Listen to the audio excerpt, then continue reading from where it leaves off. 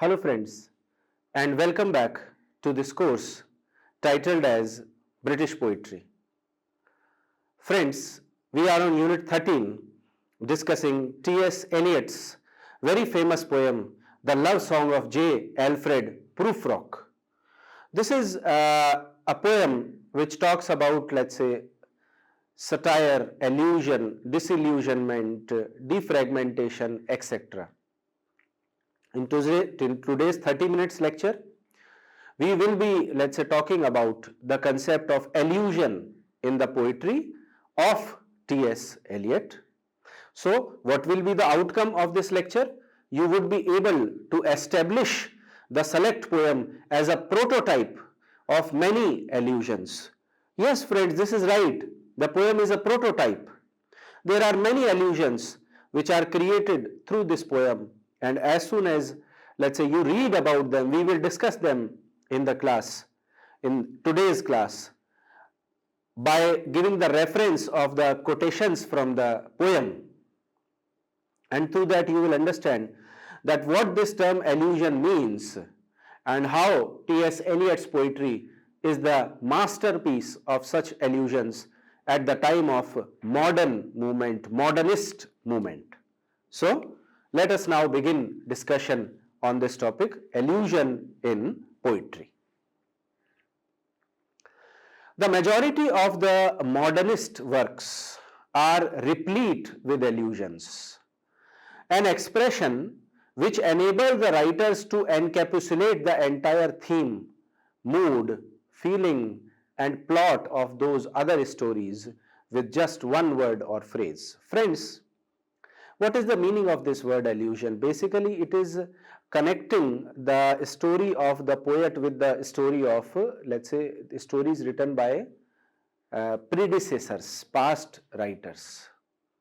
The word or phrases which are used in the, let's say, present fictional work, they are somewhere taken as a reference from the works which are already published. And these, let's say, encapsulate experiments which are done by the poet.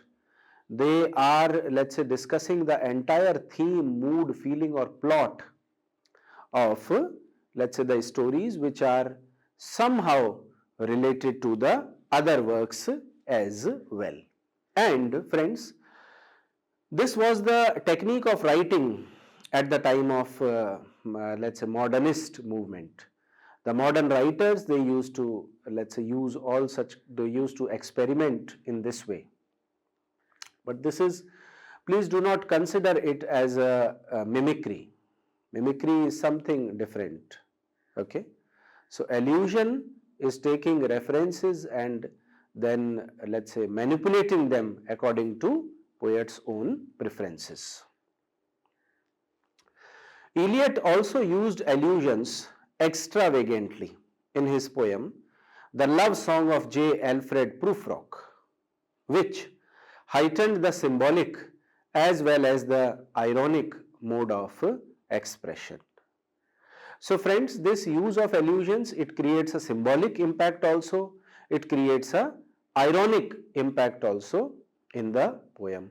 So basically, poet is using them to create a different kind of expression, the message through which poet wished to convey through the poem. For example, the very title of the poem reverberates to Rudyard Kipling's love song of Hardyal, although in a rather ironic way. So, as you can see, friends, in this example, Rudyard Kipling, before our writer T.S. Eliot, wrote, let's say, a poem with the title Love Song of Hardyal. Now, here also we can see the title is Love Song of J. Alfred Prufrock, but this is, let's say, a love song in an ironic manner. Why ironic? I told you earlier also that it is not actually a love song, but it is irony, a satire, a message for the society.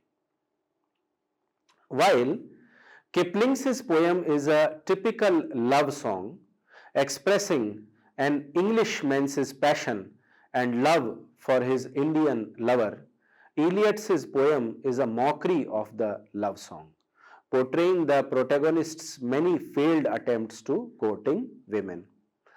Now, friends, when we talk about the work of Kipling, Kipling's love song, it was about, let's say, how an Englishman expresses the passion and love for Indian lover. On the other hand, this person, Prufrock, is a failure in the case of love in his life. He tried to court many women, but he was not successful. Maybe he is not loving, attractive, or charming, etc.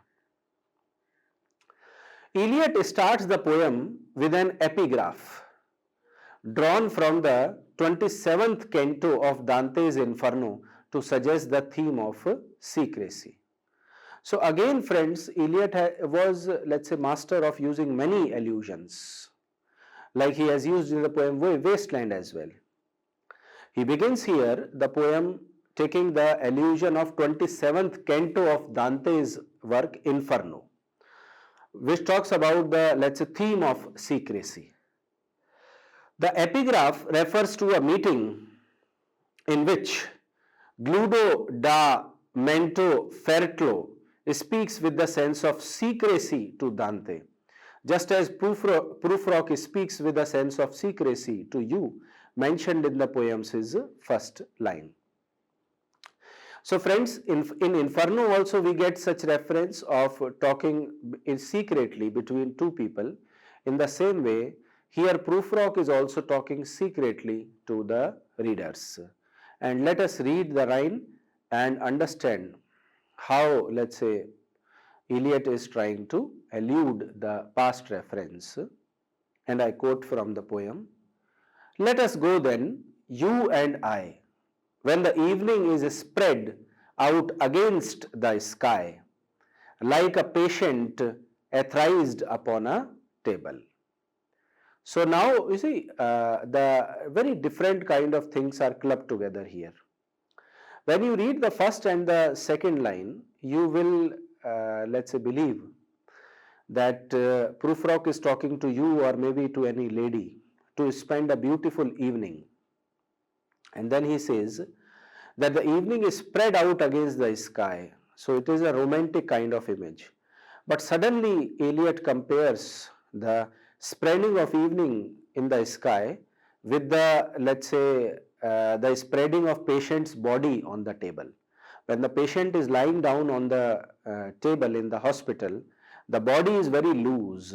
In the same way, the sky is spreaded with evening. In line 94-95, Eliot alludes to Lazarus, a biblical character who was sent to hell, but he wanted to come back to the earth in order to tell his friend about experiences in hell. In the same way, Prufrock is living in such a place where he seems to be dead. Now friends, Eliot has also taken biblical allusions. There is a character, Lazarus, in the Bible who goes to hell, and then he wished to share the experiences of hell with his friends, so he wants to come back from there.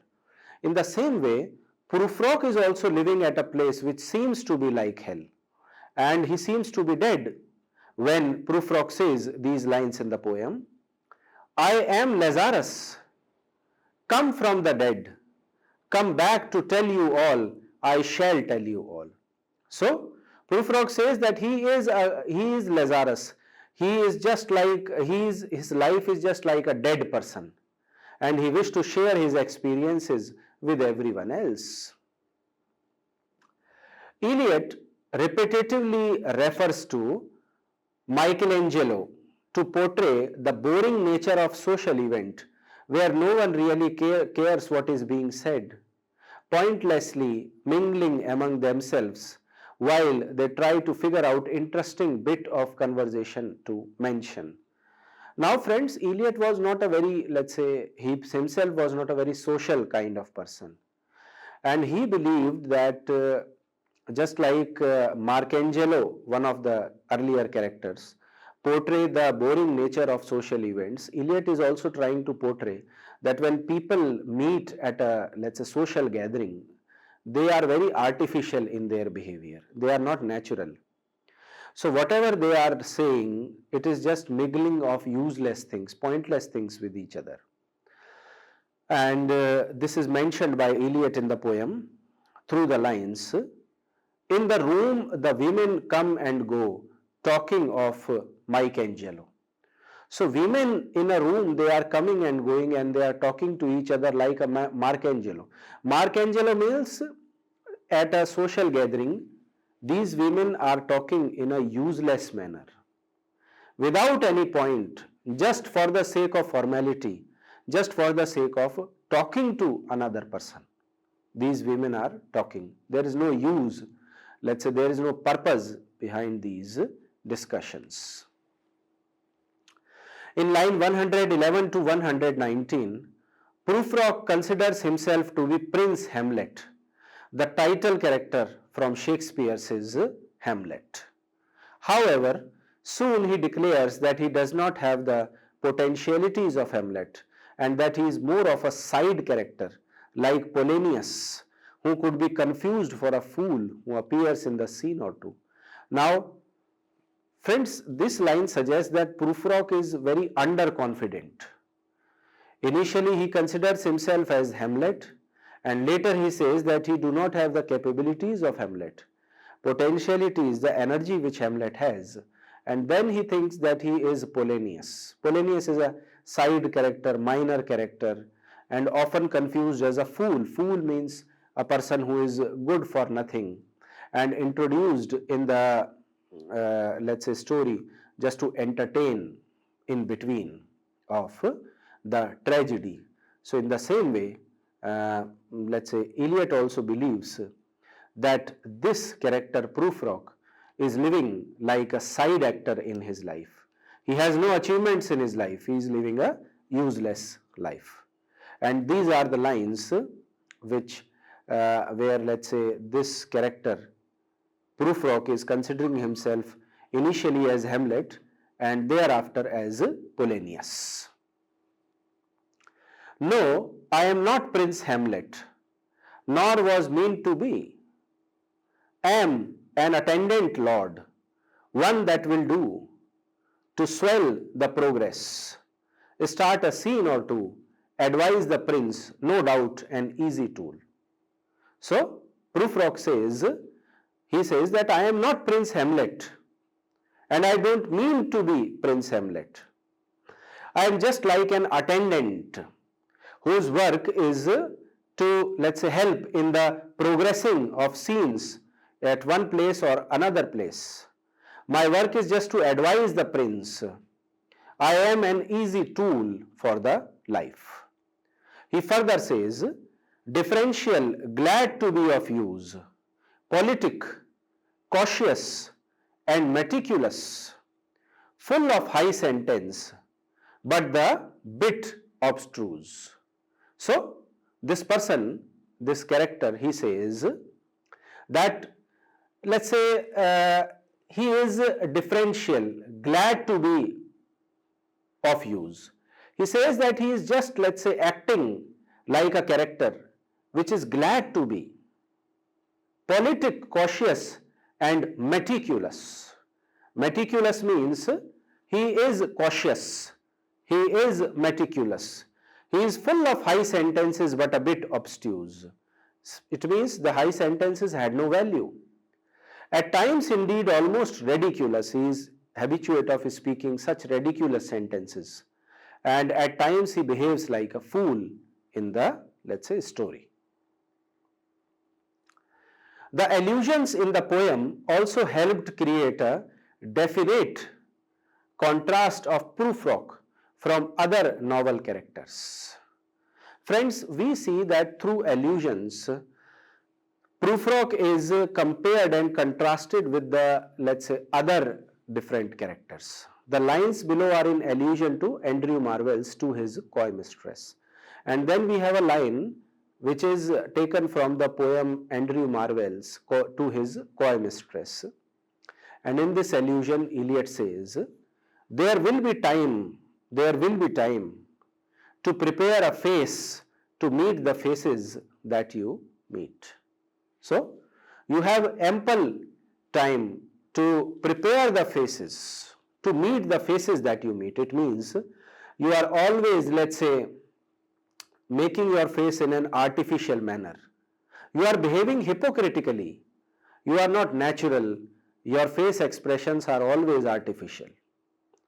In this poem, the speaker tries to persuade his mistress to seize the day. When we look at the actual poem of Andrew Marvell, we see that he is trying to persuade his mistress to seize the day. Seizing the day means he wants to stay in that moment with his mistress. The opening line of this poem had "we but world enough and time" indicates that there is not enough time. So, let's say when we look at this poem, we see that lover is saying that not enough time is there with the lover and with the beloved, but it is taken in contrast in the case of Prufrock, because Prufrock is a person who has plenty of time in his life. Prufrock does not take a step towards his goal and makes excuses that there is always time for everything. So, Prufrock do not want to do anything in his life. He is a lazy kind of guy. He thinks that he always makes excuses that for everything, whatever he is doing, that I cannot do this thing, I cannot do that thing, etc. Eliot was influenced by Andrew Marvell and James Cooper. The lines below are mixtures of "let us roll all our strength and all our sweetness up into one ball" from "To His Coy Mistress" and "Overwhelming Question" from the Pioneers. So these are the, let's say, poem references, allusions taken by Eliot, where he is trying to say that let us, let's say, club all our strength, assemble, arrange all our strength and our sweetness into one ball. One ball means the circle where the lover and the beloved are living, they are residing, they are living their life comfortably. This act of stealing and recreating has created another work that is different from the original. These lines also show how Prufrock wishes to push himself to do something. So when we look at the life of Prufrock, we see that Prufrock let's say, force himself to do anything, because he has no motivation to live life, he has no motivation to do any work. He is trying to, let's say, steal or recreate, let's say, another work in a different manner like of the original. So ideally how the work should be done, Prufrock is not interested into it. Rather, he always tries to manipulate the work in a different manner. However, he thinks it's not worth doing since he is doing to fail anyway. So then Prufrock thinks that he is not going to, let's say, achieve success into whatever work he is doing. So Prufrock is a kind of failure. Prufrock is very demotivated into his life. And this is explained into the lines which I quote from the poem. "Would it have been worthwhile to have bitten off the matter with a smile?" Prufrock says that is it okay, is it worth to bite, let's say, a matter with a smile, to cut a matter with a smile, to have squeezed the universe into a ball, to roll it towards some overwhelming question. And then is it appropriate to, let's say, squeeze the universe into a ball, to put it into a ball and to roll it towards overwhelming questions, which poet is trying to ask from himself. Using allusions also easily recreates the intended emotions and context from the original writing. For example, Prufrock was compared to John the Baptist, Lazarus and Hamlet. We see that in this story there are various allusions where Prufrock is trying to compare his life with the other people's life. He is comparing himself with John the Baptist, Lazarus or Hamlet. Now these are some are biblical characters, some are literary characters, but the common thing in all those people are that these people are very ambitious and achieved success in their life. But Prufrock is a useless person. He has achieved nothing. These allusions displays Prufrock's intense self-depreciation. The following line, though I have seen my head grown slightly bald, brought into upon a platter, I am no prophet, and here is no great matter, alludes to the Bible.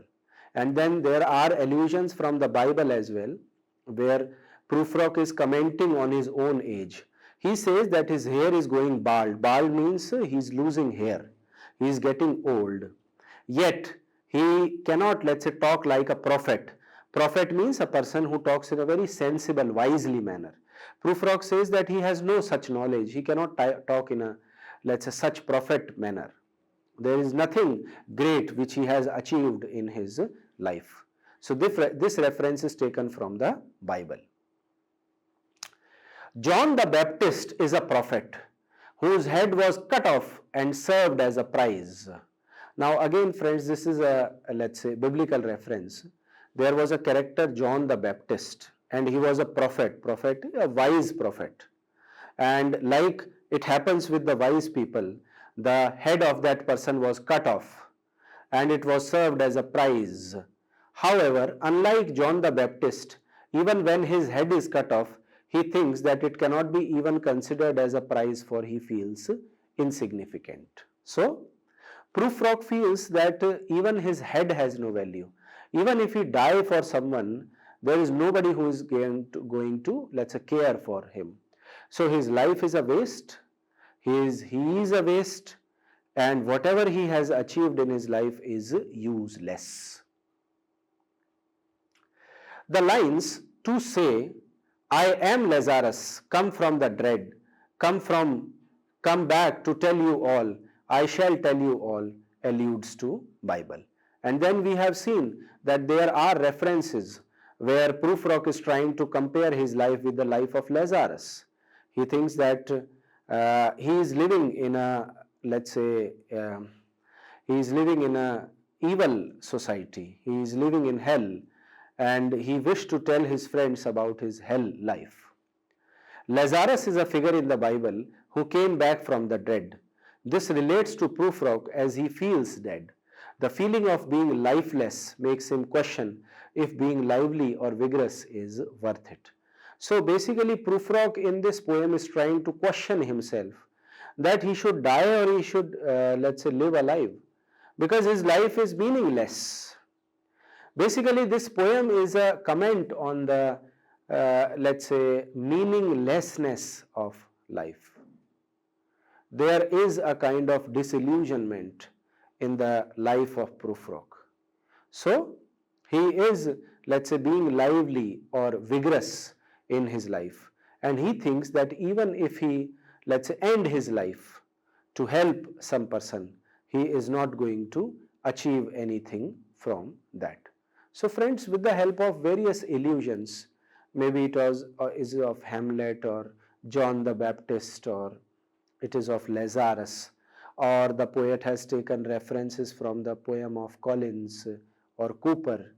Basically poet is trying to say, T.S. Eliot is trying to say that life is a hell in the modern times, and there is nothing people are achieving from the scientific development which is happening all around the, let's say, globe.